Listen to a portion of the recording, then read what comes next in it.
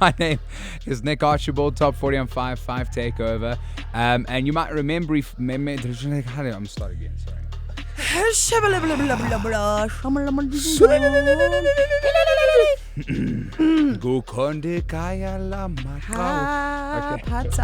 Yeah, I can't do no small talk, no small talk. I'm not with the small talk. Can't be with the small talk. 5 Unscripted, we're back, the vodcast podcast series here at 5FM, and I sat down with young Zor from Jolie a couple months ago to get her radio journey, and this is something that I've wanted to do with all our presenters, because the one thing, and Steph will agree with me, the one thing that we always get asked is, how did you get into the industry? And quite frankly, we don't know, first and foremost. Secondly, our stories are all different. And thirdly, we don't want to be gatekeepers. So I already want to sit down, get honest, get deep. Not really, but we do it for the people. You know what I'm saying? So my guest today, 5 mid-mornings host, Monday to Friday, 9 a.m. to 12 p.m. is our leader. That's what I'm going to say. Stephanie B. The crowd goes wild. The crowd goes mild at best. Steph Dog, how you doing? Nick Dog. I'm okay, and you? Yeah, no, Firstly, we have to get the elephant in the room out of the room. We need to dismiss the elephant in the room. Where's the elephant in the room? We're both born on the 9th of July, so yes, this is about to be potentially one of the most chaotic unscripted. Yeah, there's going to be no script here. Yeah, this is going to be the most unscripted. I don't even think we could read a script if we wanted to. We're both illiterate. That's true. You didn't know that, now wow. you do. I'm joking. But for real, good luck to you if you can stay on this with us. We are going to try and stay as on topic and as focused as possible.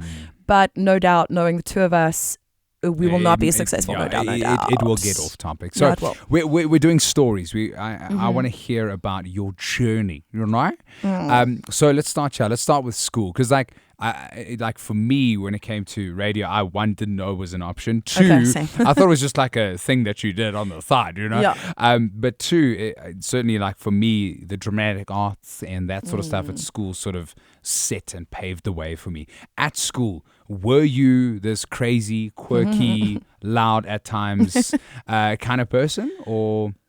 Yeah. So I think my journey is a little bit different to a lot of people who ended up in radio. Just that in school, I also didn't think that radio was an option. I also wasn't really raised to believe that anything outside of the traditional options were an option. So it was like medicine or law or business or things like that. So I went to school very much thinking that I was going to follow one of those very, very traditional careers that is set out. And I think my subjects that I chose definitely reflected that, although I did still do music, and I've been doing music since I was a little kid. I did my music through Trinity College of Music in London, so not a lot of people know that I've actually got a classically sort of music trained background. I played a number of different wind instruments. I did wind instruments. I did performance as well as music theory. So I come from sort of a classically trained music background, and that's always been a part of my life. I used to sing as well when I was in school. I was in choir. I was in madrigal choir. I did very many hours of singing in the week as well as music. That's so cool. But even so, I just thought that I was going to be a lawyer one day. A lawyer who sang on the side. No, I just thought that sang in the shower. Sang in the car, sang in the shower. That is about as far as I thought it would take me. I didn't ever consider that there was anything outside of that. Wow. And I also wasn't really listening to radio a lot as a young person, because I think when you play a musical instrument, a lot of your time outside of school is spent either practicing or involved in performances or in group performances or traveling for that or preparing for our Stedfords or exams and that kind of stuff. So I didn't actually get to listen to radio a lot and consume a lot of that media. So I especially didn't know it was an option, just because I kind of knew that radio existed, but I didn't really. But you weren't actively involved. No, not at all. Like if anything happened on the radio, it would be from a friend coming to school at break the next day and being like, "Oh my goodness, did you hear that so and so said this?" And no, no, I did not. And for this segment, Steph is now going to sing for us. Is that right? Or no, play a wind instrument. Which wind instruments did you I play? played multiple. The one that I spent the most time on was flute. That's but so cool. There were quite a few of the more unknown and unusual ones. So I remember doing some penny whistle, which is very strange. Who are you? Right? Like some strange things. There's also a treble, which is one that's like, it's very ugly looking. It goes like that. Sorry, that was very vulgar. I don't mean to like anyway. I played a number of wind instruments. So there were a few. I tried clarinet for a while, couldn't get used to the wood in my mouth. And that is not me trying to be dirty. For real as a reed. And it is made of wood. And it did not feel nice in my mouth, my tongue. Anyway. Nice. Are you spiraling right now? But yeah, so I think came out of my shell the more that I was in radio. I was definitely a lot quieter as a kid in school. I don't think I was that quirky. I didn't think that I was really allowed to be quirky, if I'm being completely honest. It was really when I got to varsity that my brain kind of expanded and I met people from different places who had different ideas and who were like, okay, I know you're studying law, but you don't have to do this one specific thing if you don't want to. So you go to university, you leave school, you have all this classical training, you understand music, and we even hear that today. I mean, on air, quite frankly, like I love listening to you talk about music because you're like me and you're like, you know a lot of the behind the scenes, you talk about this and that and all these influences. So you go to university. I mean, law at Stellenbosch is absolutely crazy. Studying an LLB, I mean, it was like a 9-to-5 job already, right? I mean, I remember I got there, my dad was like, you're studying law. So I was like, I'm going to go change. They're like, yo, you got it. And I was like, cool. And they were like, here's the schedule. I was like, how about no? I'm not that strong. You know, I can't do that 9 to 5. So you did that and you were coming out of your shell, learning about yourself, learning about different people. How did you find MFM 92.6 move to the music? Come on, you know what I'm saying? Oh my goodness. Okay, so I arrived at varsity, first year, freshman, bright-eyed, bushy-tailed, very unaware of everything. Graduated a year early, so wasn't 18 yet, 16 turning 17, and just kind of arrived at varsity and felt very little and very out of my depths, and realized that I had an opportunity to do something different. And I thought I'd spent so much of my life dedicated to music, and I felt like I'd almost lost a lot of my childhood to music. I think if you are somebody who plays an instrument and you're competing and you're performing in Eisteddfods and your school has a certain expectation of you performing and achieving, a little bit of your childhood can be taken away. So a lot of being young and playing and going to sleepovers, I didn't really do any of that kind of stuff. So I got to varsity and I was like, I had a really difficult relationship with music, actually, if I'm honest. I got to university and I was like, I'm so glad. And I throw this thing in the bin and I never want to play an instrument again. I hate it. It really did. It was terrible. I had some horrific music teachers that definitely ruined it for me. And I felt a lot of pressure as a young person. So I got to varsity and I was like, ew. Music, disgusting. Like, I'm done. Get out of here. Like, not listening to it. That's when I was like, okay, cool. Like, I'm into it. I'm choosing what music I'm listening to. Don't show me another friggin' Mozart for as long as I live. Like, I do not care. So I started getting into sort of more commercial music, like radio music, when I was in matric, and then got to first year and I was like, nah, not performing, not joining a choir, I'm not singing, I'm not doing anything. And I was walking through the NLC in the Roy Plain area where they have the day where they have all the extracurriculars that you can join, all the clubs. So it's like there's drama club and there's the wine tasting society and like all these different things in Stellenbosch. And you walk around and everyone's got like a little stallikie and then you can go and choose which you want to join. It's like a whole day or even a week, I think, of like these different societies, Stelling 8, showing people like what you can join or whatever. And I remember just walking in the NLC, just being completely overwhelmed and in the area and walking around and being like, dang, there's so much to choose from. Too much, And then I don't even know who it was. I can't even remember who it was from MFM. But they just walked up to me because I think I just looked really lost. And they walked up to me and were like, hey, are you first year? And I was like, yeah, I'm first year. And they're like, how would you feel about joining the campus radio station? And I'm like, there's a campus radio station? That's something that exists? That is so cool. Oh my goodness. Okay, tell me more. And then they were like, they told, and then they gave me like a little form that you have to fill out. It's like a whole application process or whatever. And I remember going back to my friends and being like, oh my goodness, you would never believe who approached me, the campus radio station. And I was like, should I do it? Should I Yeah. apply as like a joke almost? Like that sounds mean, but like, should I apply as a joke? I didn't really think I was going to get in. I didn't know anything about radio. And you know this from when you applied MFM. It's not a case of just going, I want to join the campus radio station and they let you in. Yeah, and they It's put you on air. Yeah. No. There's like a whole thing. I don't know when you, in the year that you joined, but you did you have to do the interview where they check Yes, your like general knowledge and they ask you Yeah. about crazy things and stuff. Yeah. So I go to the interview completely unprepared. And then I just was lucky enough that, look, there was a reason I studied law. And I think that's because my teachers and my parents were like, you always have an answer for everything. Mm-hmm. So I could have a conversation with anyone about anything. I know a lot about a lot. I know a little about a lot, I should say, actually. Yeah. So when I went for the interview, even though I was very unprepared and I didn't know what I was walking into, I aced it, got all the questions right. They were asking me about Vivaldi and things like that. And of course I could answer those kinds of questions and asking me about general knowledge about the news and about international affairs and relations and stuff. Because they want people who are like relatively well-rounded and well-read on the radio station. So I got through the interviews and then you go into your second round, which is like, you know, you have to do your training on the desk and then you have to go and fill out a certain amount of hours staring at somebody and watching someone and all that kind of stuff.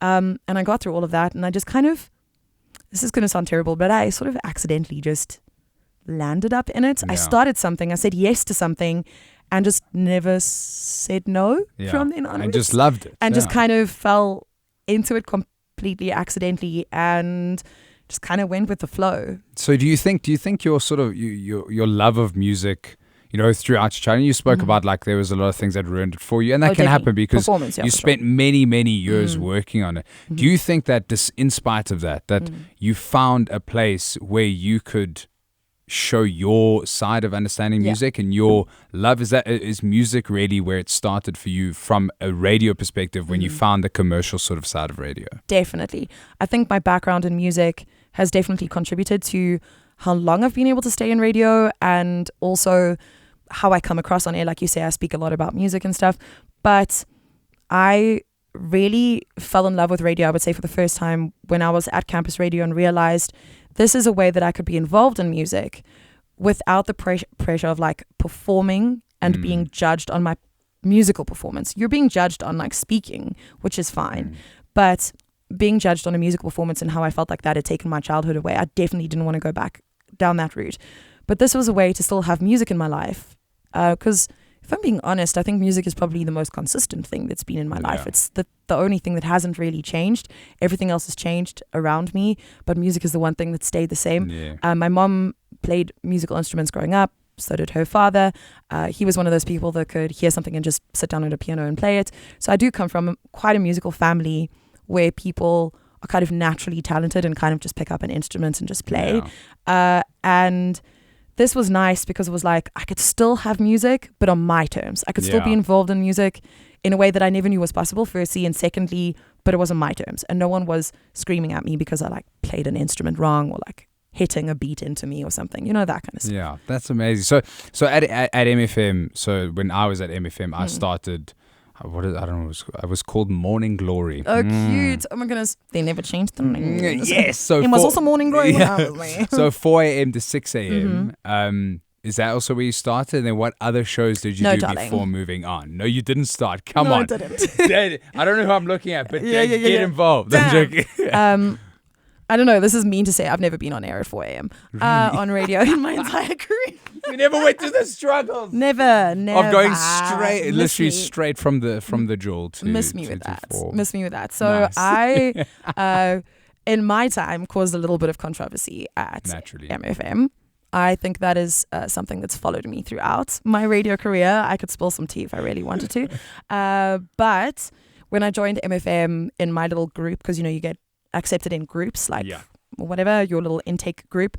I was the only one that wasn't put on early mornings. I was given as a co-host to someone who had been promoted to a show which was 10 p.m. to midnight, I think it was actually. 10 p.m. to midnight. It could have been 10 p.m. to 1 a.m. It could be 10 p.m. to midnight. Or no, it was 9 p.m. to midnight. That was the time. Nice. And I was put on as a co-host. And he was rather irritated at that because he'd been there for a few years and I was just a little kid that knew nothing about nothing. And all of a sudden he had to babysit me. And then from there I went, I think, to breakfast actually on MFM. That's terrible. But yeah, I did breakfast after that, which is cool. And then, yeah. Yes. And then getting into the commercial space, because then things started happening. So did you finish your law degree? Because I know, like, I did not. Zanele, and it is something that my mom is still upset with me. I actually, she still asks me. She's like, when are we finishing? So you found radio and was just like, this is the thing. No. So then I did a BCom marketing. So I was like, I went and did an internship at a law firm in my second year, and I was like, this is not the one for me. This is killing me. I ain't about that life, baby. This is not okay. I loved certain laws, so like constitutional law I really, really enjoyed. But private law, for example, woo! Too much for you. No. And then I realized that depending on what law you specialize in, you end up actually doing a lot of administrative work. So it's not all you in the court, like fighting the good fight. It takes a long time to get there. It's not just a movie, yeah. No. And secondly, a lot of people who study law don't actually end up being the ones in the courtroom. Yeah. You're the one in the office who's filing divorces. Like, that's what you're doing behind the scenes. You're not like in the court, like fighting for like whatever. Not headbanging walls and things, yeah. No. So when I realized it was mostly admin, I was like, no. Hey, not about this life. This is... I'm going to be a terrible lawyer. Yeah. So then I was like, my parents were like, oh gosh, okay, fine. BCom marketing. So nice. Anyway, but who cares? Because I don't use it. Exactly. It's fine. It's over now. It is what it is. So cool.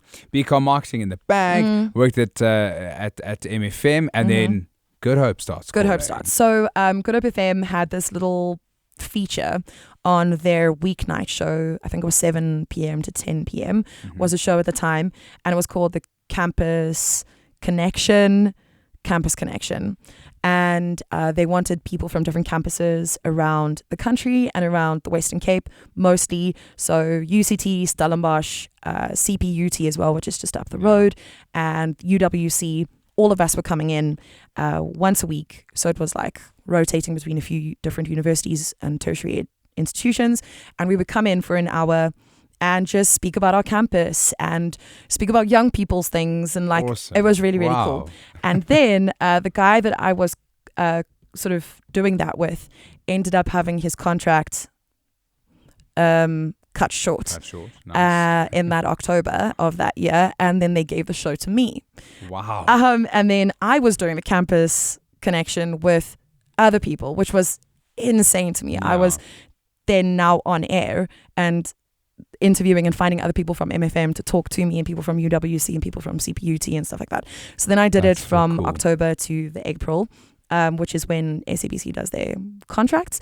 And by the time it came to the new year, I was offered an actual contract at Good Hope, which was for the same show. Cool. So you stayed on. No, for a different show.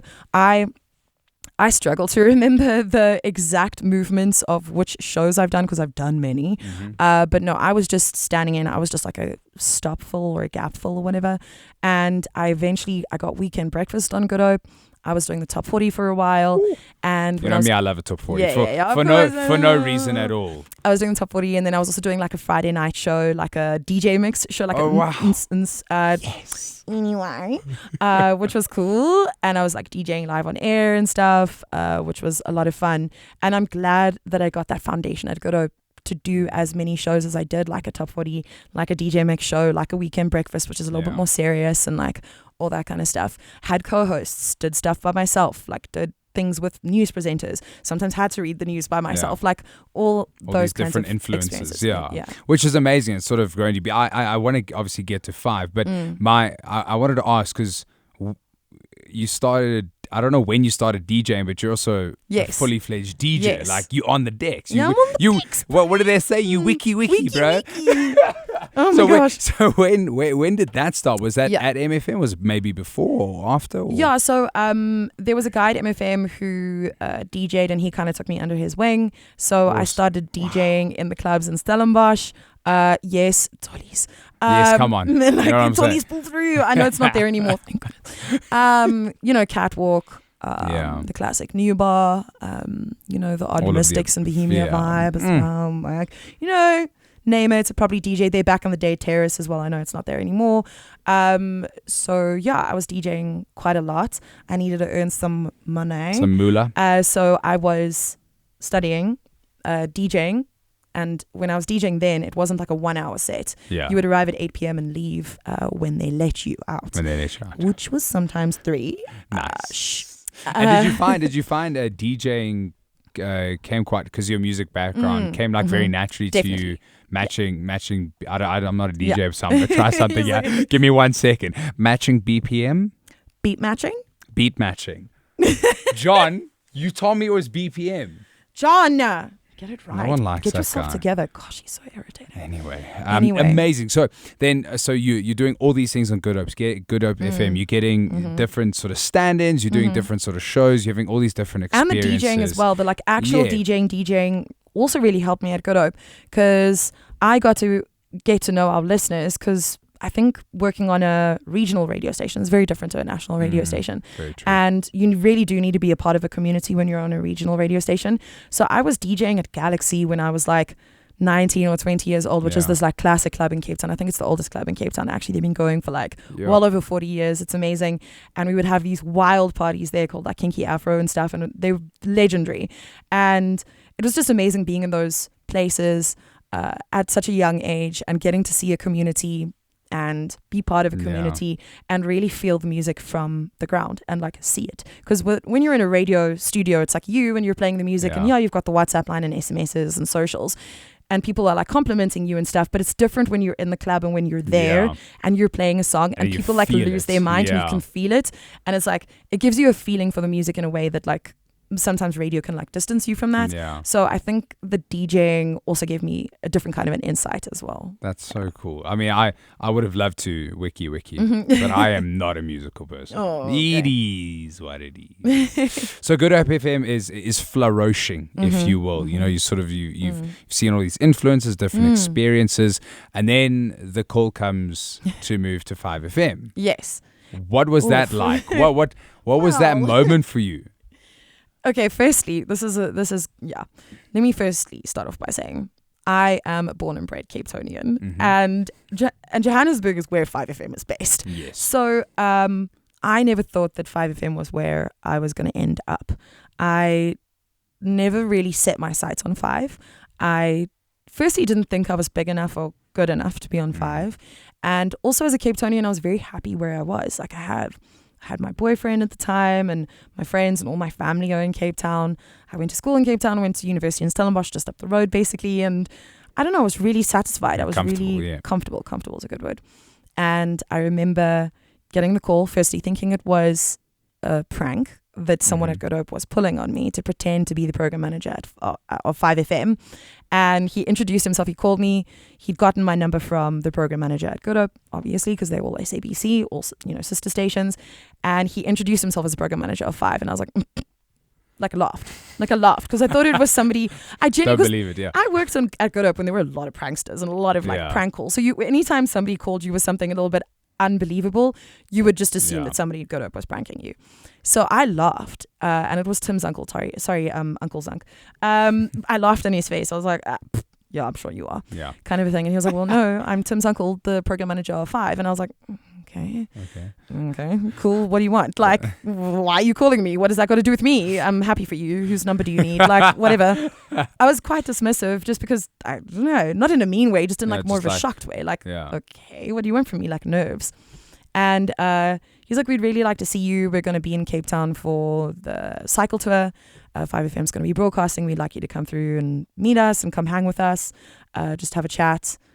We just want to see if maybe you'd be a good fit for 5. And like, I was like, cool. Do you need me to put a demo together for you? And he's like, now we know what you sound like. And I was like, okay. And he's like, we'll see you then at this hotel. And I'm like, okay. Still thinking I'm going to be pranked. Yeah. So I'm like, okay, put the phone down, Google Tim Zunkel. And I'm like, 5FM. I'm like, oh. I was like, but the pranksters would have known what the program managers, they would have done the research. They wouldn't be like, I'm, Sir Pinking Kubelton. And like, they will Google and make sure that it is, I don't know. they'll make sure that it's the right name. Yeah. So I arrive at the hotel still thinking I'm about to be like punked vibes, like you go God. Walk into the hotel and like it's Tim's uncle. Like I'd Googled what he looked like, and Aisha, who was our station manager at the time, they were sitting there, and I was like, oh, oops. This is actually real, yeah. This is real. And when I saw them for the first time, I realized you have made an error. Yeah. Because you were walking into this prepared to be pranked, but you were not walking into this prepared for this to be an interview for 5FM. So once again, Stephanie walks into an interview unprepared. Nice. Which is another one. DJ Khaled. One. You know what I'm saying? Can you imagine what the station manager and program manager of 5, like wow. interviewing a future potential like employee, and she's like, and anyway, blah, blah, blah, blah. I'm like, and they were just like, you're a really good storyteller. And I was like, thanks. Yeah, well, hey, listen, something worked. Yeah. Anyway, you know what I'm saying? Walked away and I was like, no harm, no foul. I don't know if I particularly want to move to Johannesburg anyway. So whatever. Yeah. And then they were like, actually, move to Johannesburg. Yeah, bring it in. And then I was like, I need to think about it. And then Gerard, shout out Gerard, the program manager at Good Hope, he called me into his office and he was like, Steph, you can't think about this. Yeah. Like, you can't think about this. Surely you can't think about this. I know it's going to be tough, and I know you're comfortable at Good Hope, and I know you're comfortable in Cape Town. You need to take this opportunity. You have to move to 5. This is the move, and with encouragement from Gerard, I don't think without that I would have ever done it. I was very comfortable, like I said, but he was, and to see your own program manager at the radio station, I'd already signed a new contract with Good Hope. At that point, I'd already signed a contract to do another year at Good Hope, so I knew I was still going to be there. And he said, like, it's okay. You have to go. You have to go to 5FM. And with encouragement from him and my boyfriend at the time, who is now my husband, he also encouraged me. The ring. He also encouraged me, and without that, I don't think I would have ever made it. And you took the to plunge. Johannesburg, and I took the plunge. And then like a few weeks later, I was like, I'm in Joburg. Only ever having had been here like 3 times before. Yeah. Like I never really came to Joburg, maybe 2 or 3 times in my life. And you moved here, you took the plunge. And then I just moved here, and I was like, oh, That's amazing. And what show did you move into? Was this the nighttime? Yes, 10 p.m. shows? to 1 a.m. So Amazing. Monday to Thursday, 10 p.m. to 1 a.m. They wanted somebody to come in who did actually have a music background. So that was one of the reasons, or I suppose how I got in, is that I had a music background and I was very connected to sort of unplaylisted, more underground music. So my show, the 10 p.m. to 1 a.m. was crafted for specifically local musicians, South Africans and internationals, but a little bit like less known artists. So I know like December Streets got their first play on 5 on my show, like at that time, and like 21 Pilots, before 21 Pilots was 21 Pilots. I was playing their stuff before they were That's even. when they were 20 pilots. They were like, not even. They were 1 pilot at that time. It was just Tyler Joseph. It was just him. No, I'm joking. Anyway, so like I have a lot of stories like that where I was breaking stuff on 5 and sourcing it myself as well. Very deeply connected to the music compiler at the time, and like had really, really good relationships. Built those relationships with the bands as well, to get their music and to give them a platform to have their music heard nationally, I should say. Amazing. Yeah.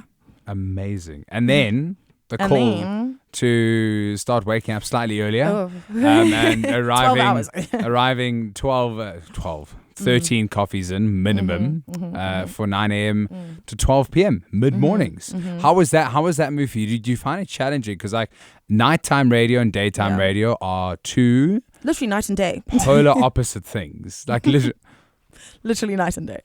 I'm done. I'm joking. But like, how was that transition for you? And were you? I mean, I'm sure you're over the moon. I don't know. I'm just assuming you were to move to, because that's like a primetime slot. Like it's like right in the middle of the day. It's a massive show. That move for you, how was it? Yeah, so it did require a little bit of a shift, because you're right. Being on air at night and being on air in the morning is very, very different from each other. Who you're speaking to at night and who you're speaking to. Who you're speaking to at 10 p.m. versus 9 a.m., there's almost no crossover between those two audiences. There's a little bit of crossover between, say, 7 to 10 p.m. and 10 to 1. There's quite a lot of crossover there. There's crossover between me and The Breakfast Show. We share a lot of the same audience, and me and lunch. But there's not a lot of crossover between me and then 10 p.m. at night. Yeah. So it did require a huge little, like in my head.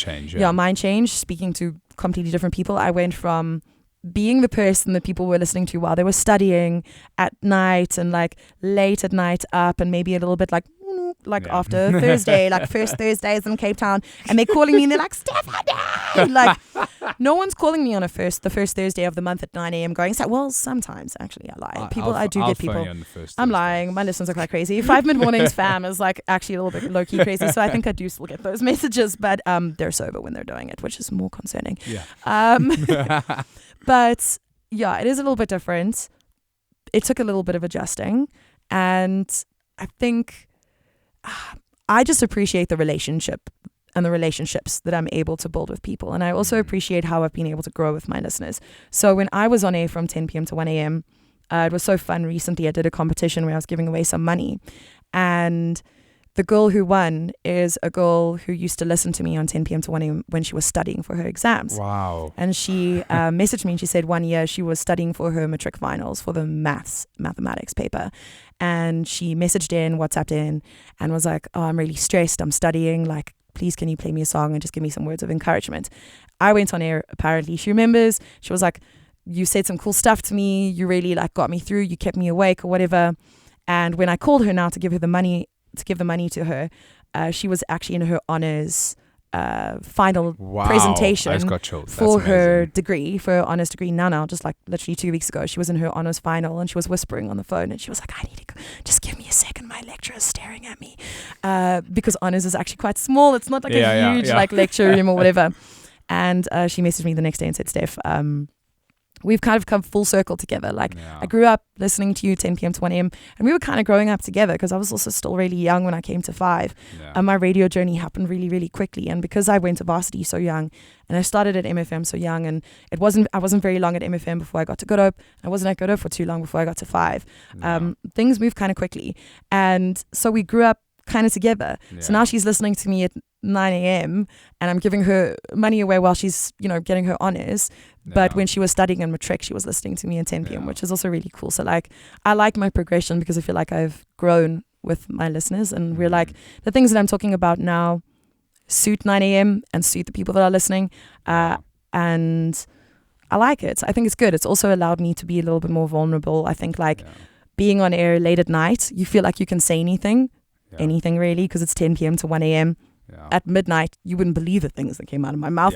No one go and look at my past shows or find any audio for it. I'm delving deep. But it does really teach you to become vulnerable and be a little bit more sincere with your audience. And I do think that that's something that's lacking in entertainment in general. I'm not just talking about on radio, just in general.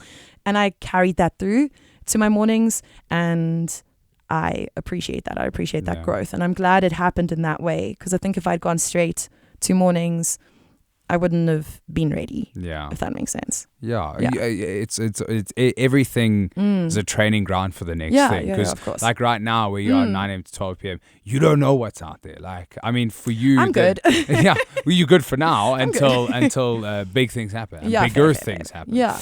Steph, thanks so much for you. sitting down with me. That was so cool. I've learned so much about Steph. I mean, we spend a lot of time. Yeah, we do. together. Oh my gosh. As the top 40 host and the person who leads the music at 5FM, we talk a lot. But that was really eye-opening, and I appreciate you. Thank you so much. Thank you for having me. I want to awkwardly dance. For the 9 July babies. Whoa, come on. That's what we do it for the 9 July mommies too.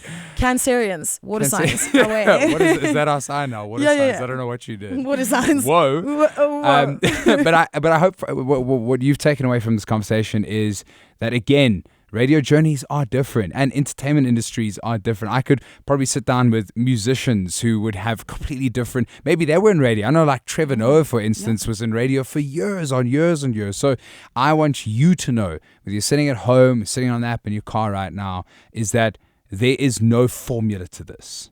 And I hope that through this we can show you that you got to say yes to a lot of things and you just got to try. And that's how it is.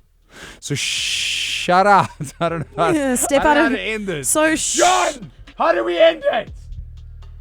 Do I just go Sue? John is useless. How do you work with him? I don't. I put him in the production booth during the show, and then I'm like, Amma, Sue. John, please leave. You're making me uncomfortable. That was a bit much. You okay, John? Love ya. Yeah, I can't do no small talk, no small talk. I'm not with the small talk. Can't be with the small talk.